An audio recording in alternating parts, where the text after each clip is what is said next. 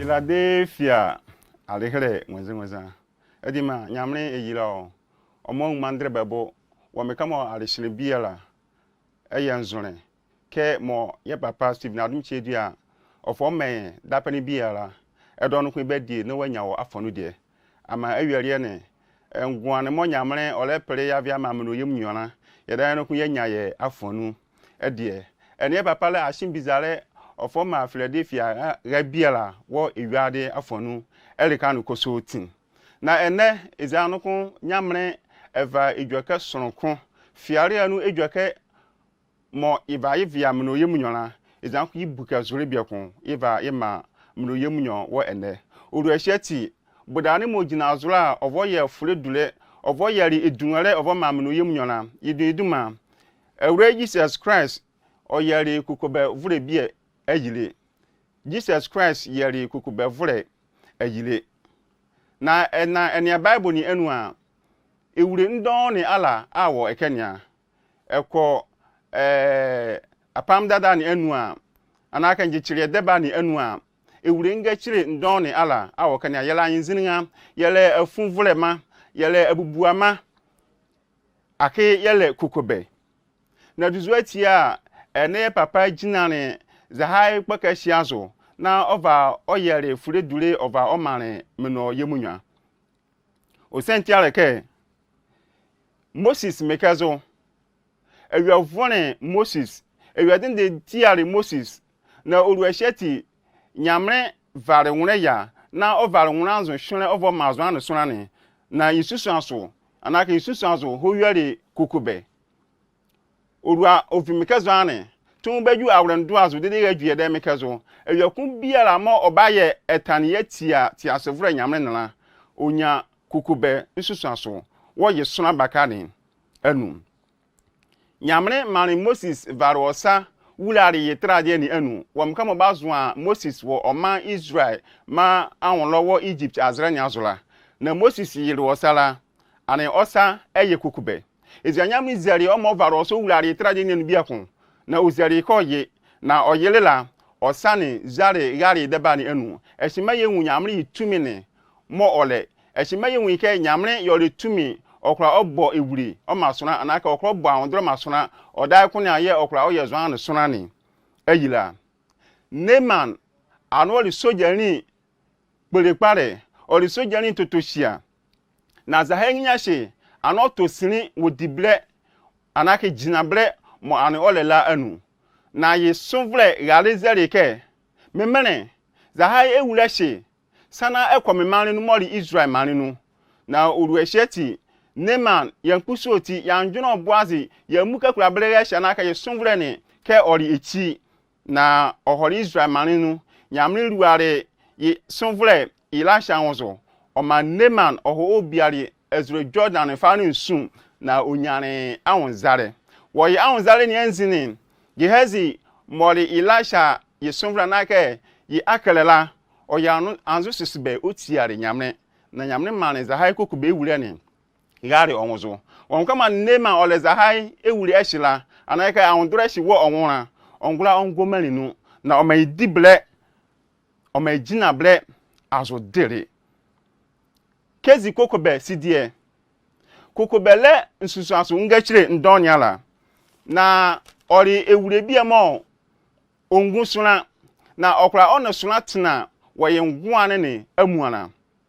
eba ye dada sitnenu a yale ewure leke Ebola yale bialeke AIDS yale bi malaria na ake ebunu akekren san de mogale se COVID-19 zahai ewure shimo san enyanya onu ara meke chi biala wongwane kula fi esa nokwa ke kokobe ewure ene zohane oruasheti a zahai ewure ngumche ene Leviticus mane otiburu anensa one otiburu anenane a bevangi shere bado kan ke kumbia mo benya zahai ewure shila ondena mani avini bekpachi befimani ni avini bechichi mane de anaka isua de befa beman na ongumche okotena zohane erekane okoboyi ebela yani adimale bi ye abakwasem ede mogare mofe Miriam zahai Miriam eshi anole nyamre komavre gare kemo Moses odanko ore nyamre kpomavure nginyana Miriam osechili Moses duma ohane dwaketa antane otiare Moses wamkama ni Moses ene ekenana na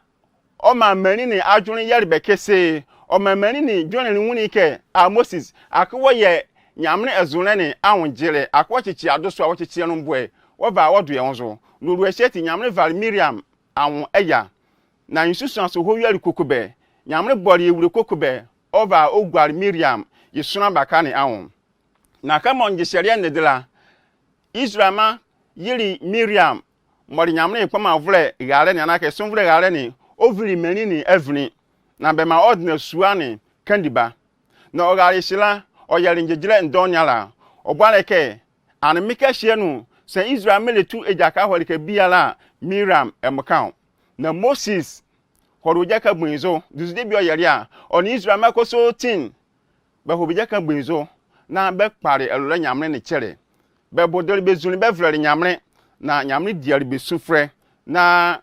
oyere za ha ewurashi ovire Miriam awon ehire fure dure ofoma mno yemunyom ya papa gina azo oba odumno yemunyo fure ye da mo ye yetinde edwaka tantan yetia nyamre ye kwama avre mana nwike nyamre ye letinde wetia na wane ayinsusu aso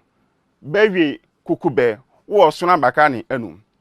enia kukube vrema buruni adimboni azo abenyane awonzara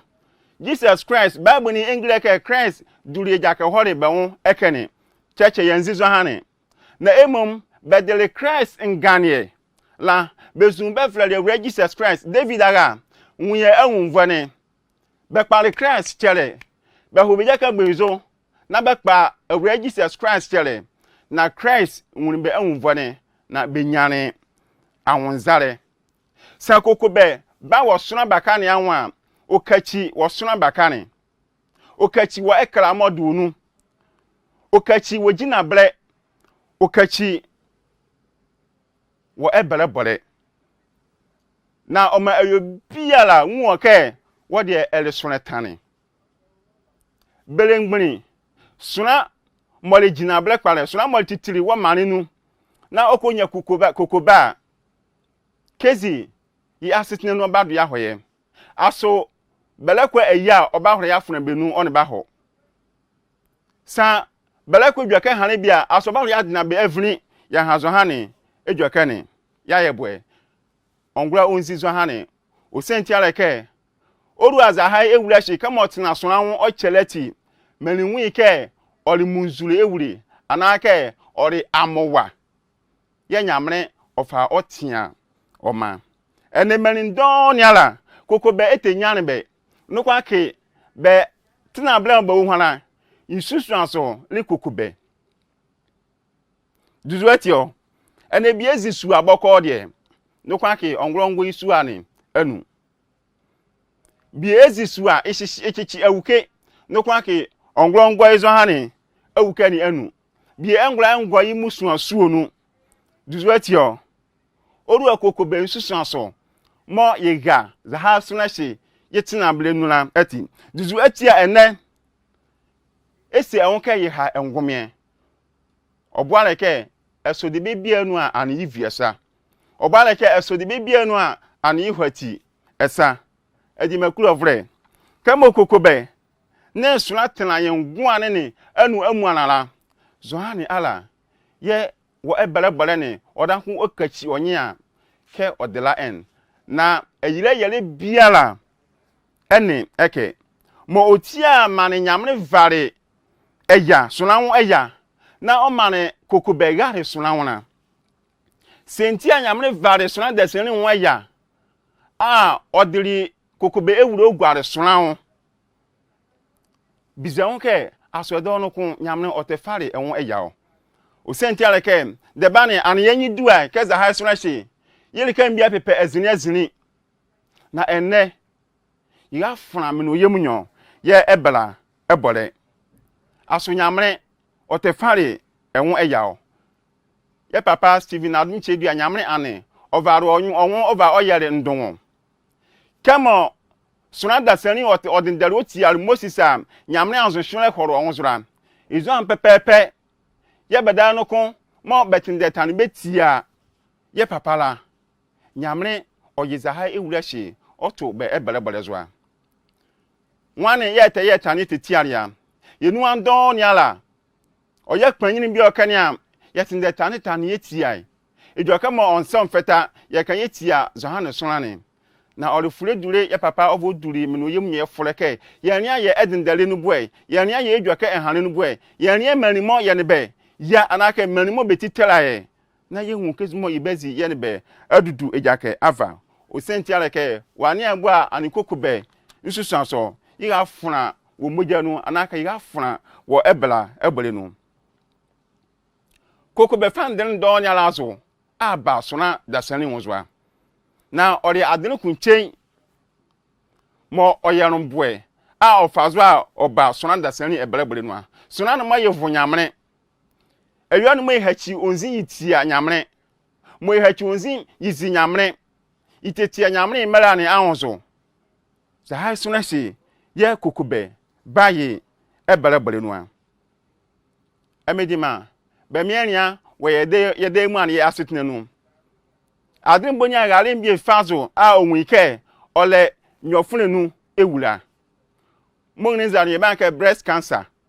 adin bonya gare fazo onya zo han ewura nia adin bonya nginya fazo onwike ngane egeyi minya nu e na sa za ha ni nya ne etantane ehimo yakura ya pindrin biazo ye nwike mlenjejira minyofune anu mlenjejira miminya nu a ani bizon ke dizweti a enwike tenabre anake ginabre ma wo hwana ewo kokube nsusu asudun asetina ma ewo hwana dizweti emiza wonke ewo kokube nsusu asu nu edima kokube seche sona o seche wa asetina na o seche wo ebelebele be miania sa sona ni bi enya TB ewura me ya fe TB mori enwasine ewure sasuna bi enya za ha ewura hia asumani bi che oye boe onzizo hane eyimo banya 8 debane anaka first ni za ha suna hie asumani bi che boba na meka ma ya twenye bi che za ha mani hie mana ye bo ya won bane ye le ni yan bi aka na ya fe bo ya won bane a ye kure ni za ha mani hie mo ye tudu ejaka ni aboe ni abelebele nu bungbanda na hu nke kokube nsusu asone bia wo ebelebele nu ye papa mane ye ngane de wo likun mane oti nu ngbache nu buru ni nyon moko buru oni nu look oti nu ngbache nu buru oni nyon moko buru oni nu na ibedi ewrade anu ejwake o se mekebie eni Jesus wo suabie azo na nya komo eni kokobe egwa onwu emuanala wo ekene mo onwuni Jesus la oduri odori ojake enu na obodori ke ewurai sa oyewo ewurela ekura ema menwosa Jesus vari osahani na ozari ke mikulo enwu eza na ekene ala onwu zari Jesus bori orun ake o maka okili ewebiala ozari ke ko na kova enwu kile selevole mane na bowo awon zale azuni mo Moses shechere dori ekenela fa kile ke enwu eza amedi manya rovre za ha nginya shi kokoba vure nginya shi wom komo ohun awura Jesus Christ la juzu debie ye olumo yare a Bible mi ado oboke okotole na ohori muturienu obori otiaze ozelele awura Jesus Christ okpare awura Jesus Christ chele ya mema onwozo oriare mvoni odunu ha na ova modolo obodule awura Jesus Christ enyu ke awura Jesus Christ enwi enwuvane na oma onwu eza juzuati a Christ zereke o maka okli ayobiara yenya verse 14 ya anaka otiburu anenania Christ body onu a anaka body kokko ozereke maka ekli ayobiara juzuati o obwana ke Zani menine was zani mekene and be ye Jesus Christ beni. And be ye banduma ka odan yo de ngwani di afrenia. Za hai mani shimo li menimo nge hanie ye an be ye an be wonua. Nge hanie an be wonua. Na koke ne ye zebeka wura Jesus Christ eliamongwania. Wura Jesus Christ eliame an ayeme ayila. Koke ne beri badunu ha. Koke ne beri obale ke kokubari ewure bi e mo onai ayile. Sana adenu kunchen ala azo. Na oche bi e ba woro zo hane adene ni anu. Akiduzu ati a Christ zere ke ohosele vule panyin ni ekene. Na ovo nwo ohire o ma benani asa onwo eza angba ake oho obo azu ovo owura ti asefure nyamre ni anunyara. Osenti akeza hai mani shimo enye ti asefure nyamre ni yinwanwa ni jima ma okro yela eni. Emedi mani alofre de be biala angura enye za hai kokobe ewure envi enwozo sana edi wonvone atunu ha ene mani don yala womkon bebe yare elole nyamre nana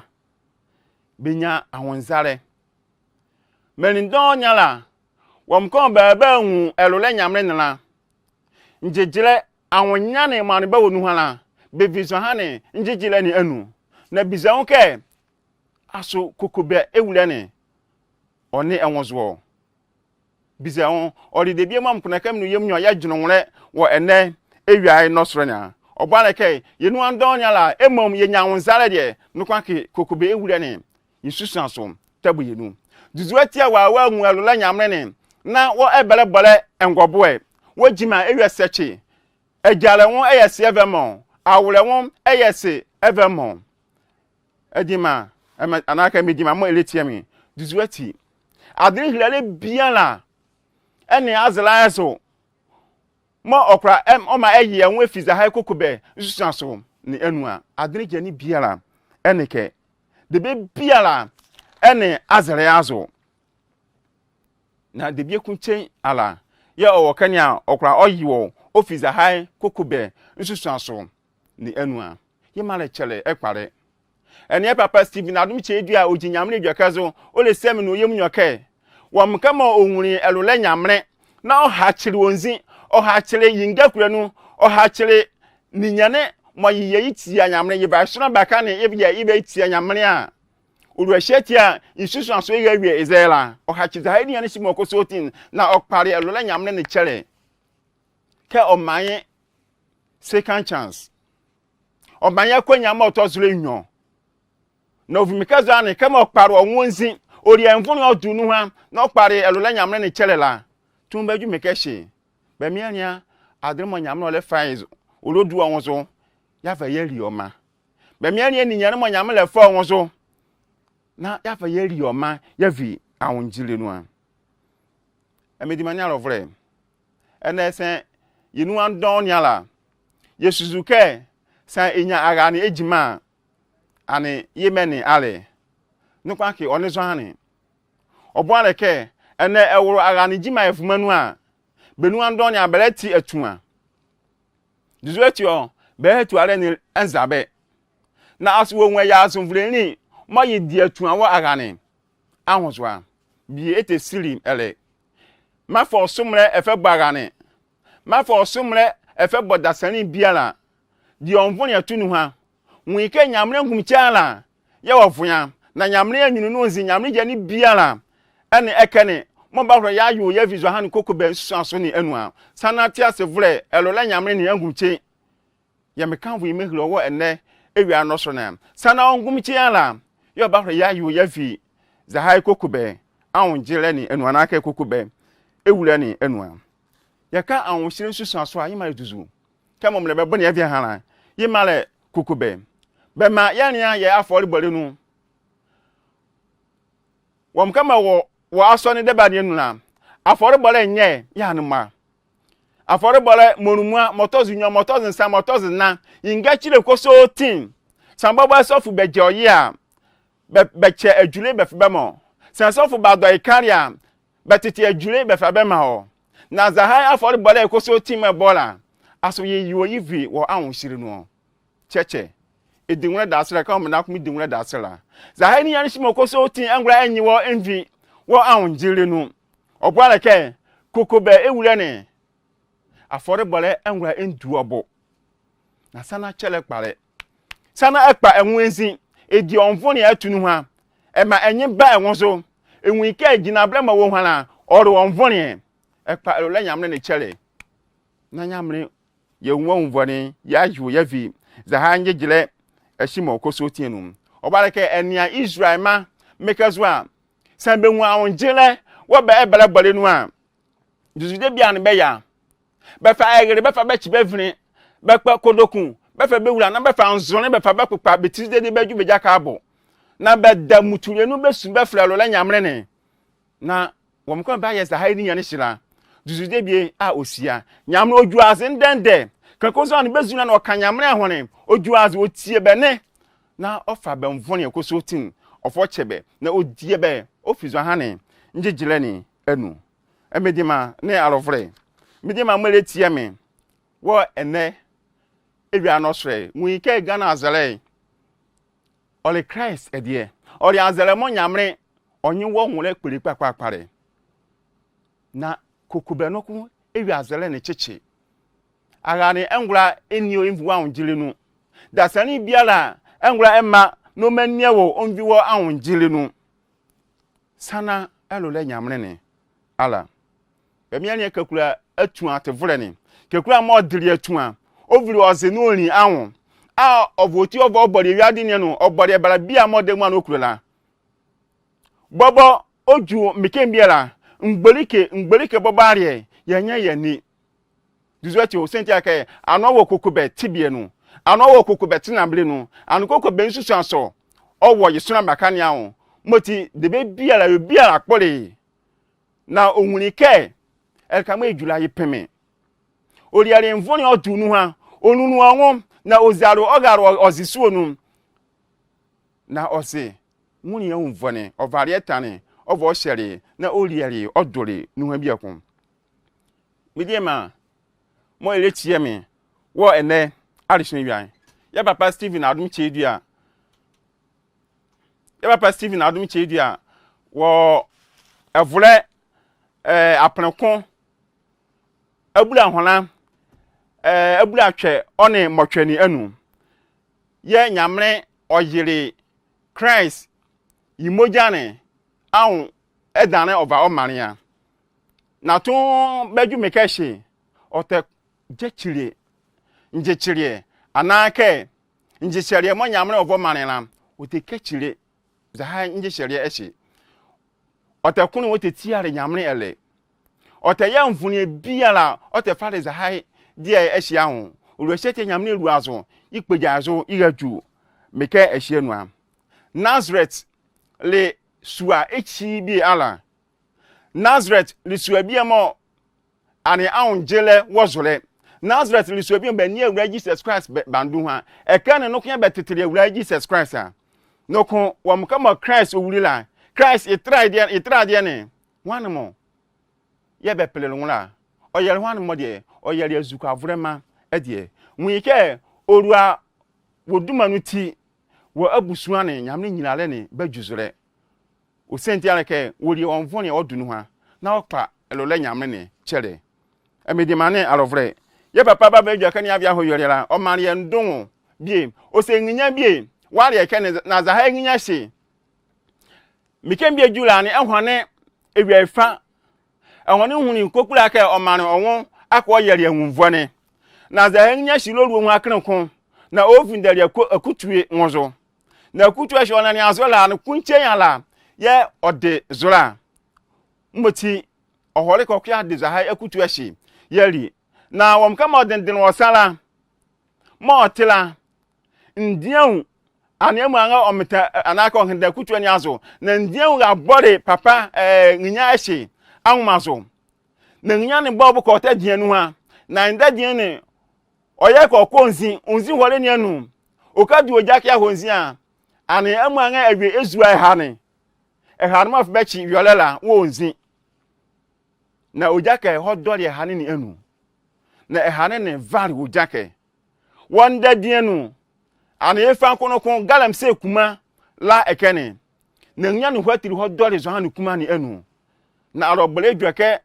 aleke nya no hodori kuma ni abo hala onyezu bulule na nzini onye garo onwozula na onyezo tetele la okabuko onyela ani ewole bile odanko gonyu ke na yizua izezi onke zebi oku nyane na biza onke sa edowo ale nyane a enduzu debie ye ebaya amedi mama enyi ela ekeni obuare ke okokobe ewule ni yidi yinyi na oripere na debie kunchi ala yo ba ya yu ya visa ha kokobe anwo hire ni nwa sana chele ekpare pa elole nyamre ne chele o senti ala ke ongumchi ala yo ba ya yu ya fi okokobe tina bleni enwa enia Abigail ohun oyere etanu otiare belengbini David oni ye soja Simon oruesheti belengbini David yake okuyeri za haginyashi ngwan yevu osenu na Abigail de nwune biela duzude bie ya Abigail oyere a hotuli belengbini David anyunu